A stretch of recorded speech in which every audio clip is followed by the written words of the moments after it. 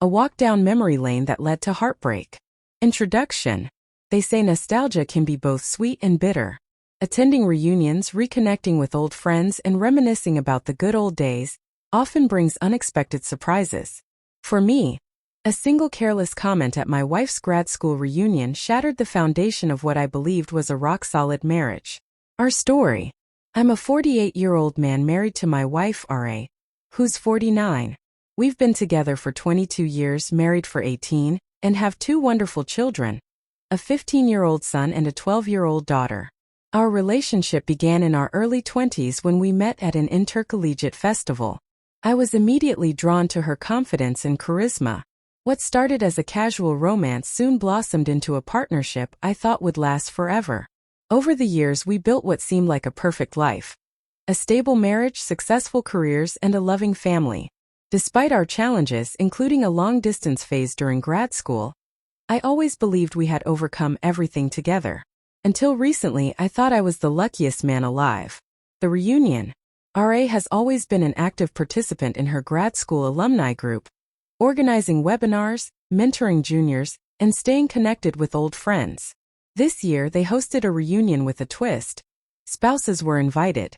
When I expressed interest in joining her, she seemed unenthusiastic, dismissing it as unnecessary because +1s dilute the fun. Her resistance surprised me. She rarely missed alumni events, no matter how hectic her schedule was. When I noticed her hesitance about attending this year's gathering, claiming she felt unwell and worried about leaving our teenagers alone, I felt something was off. Determined to accompany her, I made arrangements for my parents to watch the kids and insisted we go together. She reluctantly agreed. The night that changed everything. The reunion started as expected. Friendly chatter, nostalgic stories, and laughter. Ra's friends welcomed me warmly, and for a while, everything felt normal. Then, late into the evening, one of her old friends, Mona, casually mentioned a guy R.A. had hooked up with during grad school. Her comment froze me. Grad school? That was during the long-distance phase of our relationship. I immediately corrected Mona, assuming she meant their college days. But Mona insisted she was talking about grad school. The room grew tense as R.A. and her friends quickly jumped in, laughing nervously and trying to brush it off as a mix-up. R.A. remained uncharacteristically quiet for the rest of the evening, but the damage was done. The confrontation. Once we got home, I couldn't hold back. I confronted R.A. about Mona's comment. At first, she deflected, insisting Mona had simply confused timelines. But I wasn't buying it. When I pressed further, R.A. finally admitted she had cheated on me during grad school. She claimed it was a one-time mistake during a late-night study session, but her excuses cut deeper than the confession itself. According to her, these things happen in long-distance relationships. She even implied I was naive for expecting total fidelity, given we weren't engaged at the time. I was stunned. I had given up my own social life during that phase to reassure her of my commitment. Yet, while I was skipping my prom to spend a quiet evening with her, she was betraying me. Falling apart. That night, I grabbed my essentials and left the house, crashing at a friend's place. For the next few days, I struggled to process what had happened. The life I thought we built together felt like a lie.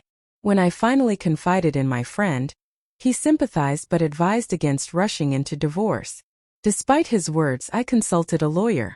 When R.A. found out, she accused me of overreacting and begged for a mature conversation. She even brought my parents into the situation, painting herself as the victim and pressuring me to reconcile. The aftermath. Now I'm at a crossroads. On one hand, I can't stop imagining her with that man or questioning the integrity of our entire relationship. On the other, I wonder if throwing away 22 years of history is the right choice. R.A. insists it was a long-forgotten mistake that shouldn't define our present. But her casual attitude, her attempts to gaslight me, and the fact that she kept this secret for so long make me doubt her sincerity. Conclusion.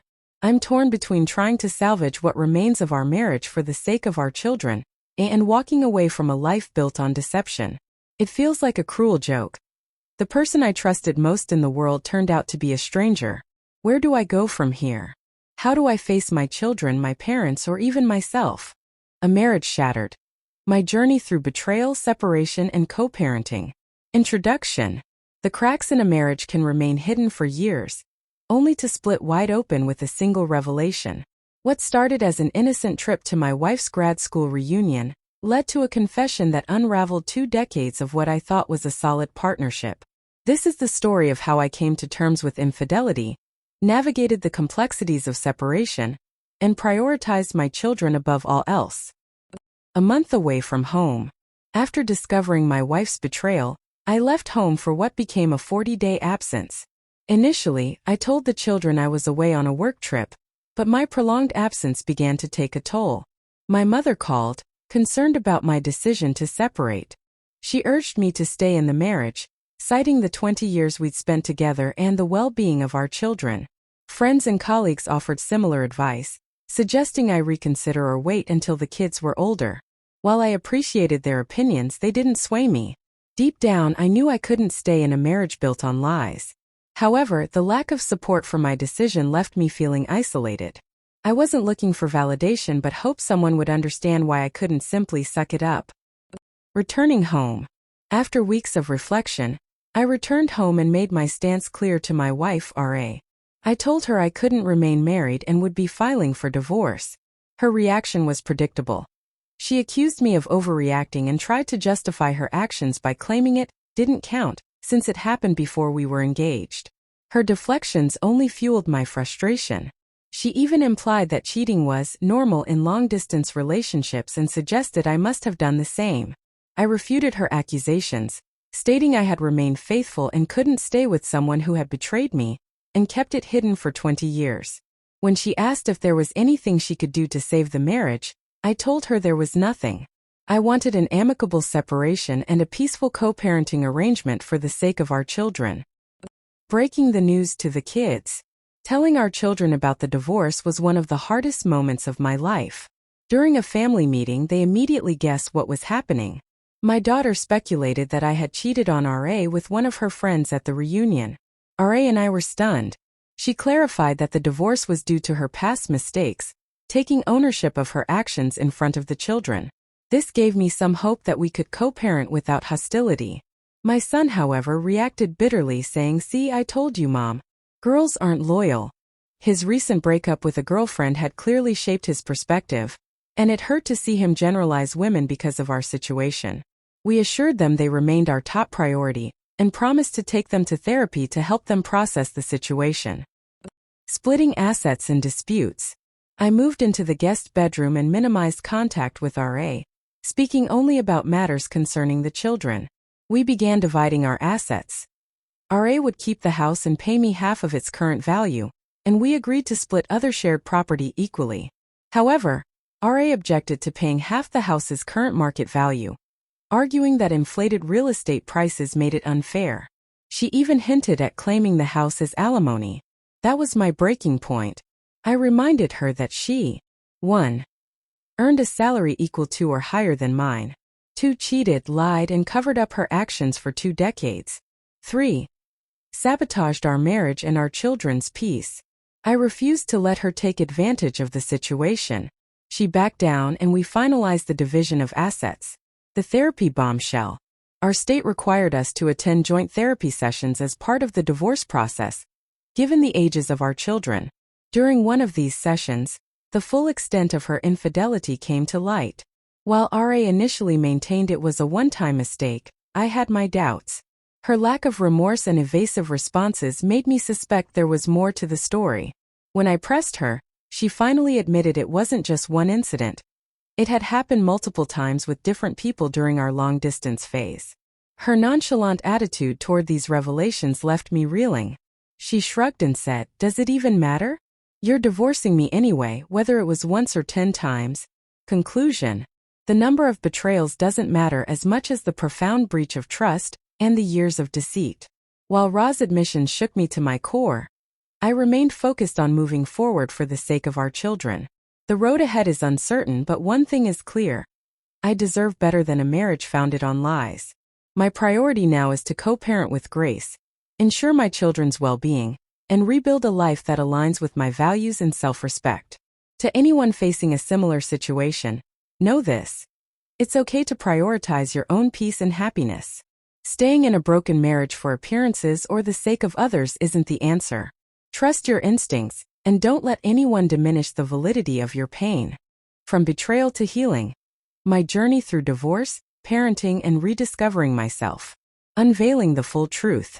After my wife, R.A., admitted to cheating during our long-distance relationship in college, I couldn't shake the feeling that there was more to the story.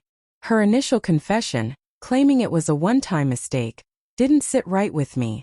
During one of our mandated therapy sessions, I pushed her for the truth. Reluctantly, she revealed that it wasn't just one man but at least 10 over 2 years. Her betrayal wasn't a fleeting moment of weakness. It was premeditated and ongoing. She admitted to having multiple casual hookups and friends with benefits relationships, all while telling these men that she was in a committed relationship with me. She even tried to minimize the damage by swearing it was purely physical, and insisting she had never cheated on me emotionally. As if that deserved an award.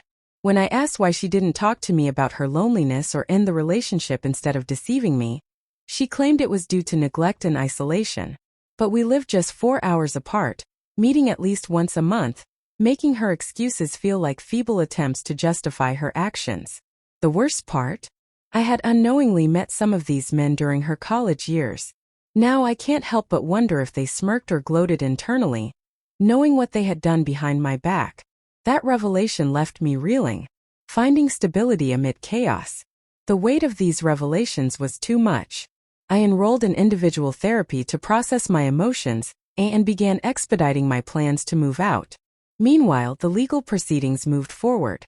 Despite her resistance, R.A. eventually agreed to pay me half the house's current value in installments. I accepted to avoid prolonging the divorce. Managing a full-time job, parenting responsibilities, and the legalities of separation left me drained, but I was determined to push through. The children's choice. Initially, our children alternated between living with me and R.A. However, things took a dramatic turn when they overheard R.A. flirting over the phone while we were still under the same roof. Confronting her, they accused her of being the one who broke the family, not me. R.A. responded by guilt-tripping them, claiming I had poisoned them against her. But my children saw through her manipulations. My daughter shouted, "You're the one who broke this family, not Dad. Stop blaming him for your mistakes." My usually reserved son backed her up, saying, "We've seen the real you now. You lied to us just like you lied to Dad." Their anger scared me. I didn't want them to grow up harboring bitterness or resentment. I enrolled them in individual therapy alongside our family sessions to help them process their emotions and understand the situation healthily. Eventually, my daughter decided to move back in with R.A., drawn by the comfort of her old bedroom and the spacious lawn. My son, however, chose to stay with me and is preparing to leave for college soon. Raw's true colors. R.A. wasted no time moving on. Once the children and I left the house, she quickly re-entered the dating scene. It became clear that she hadn't been faithful during our marriage either. Some have asked whether I got a paternity test for my children. My answer is no, and I never will unless they want it. My children are mine and nothing will change that. A new chapter. At nearly 50, I've decided to embrace a fresh start. A week ago, a coworker asked me out. Initially hesitant, I explained that I was recently divorced. Her response, "Even the newly divorced can have a cup of coffee." That stood out to me, not because I've fallen head over heels but because it reminded me that life doesn't end after divorce. Our first date was enjoyable, and I'm considering asking her out again. Some may judge me for moving on too fast, but after wasting over 2 decades on a toxic relationship, I feel no guilt prioritizing my happiness. R.A. has already moved on, so why shouldn't I? Final thoughts.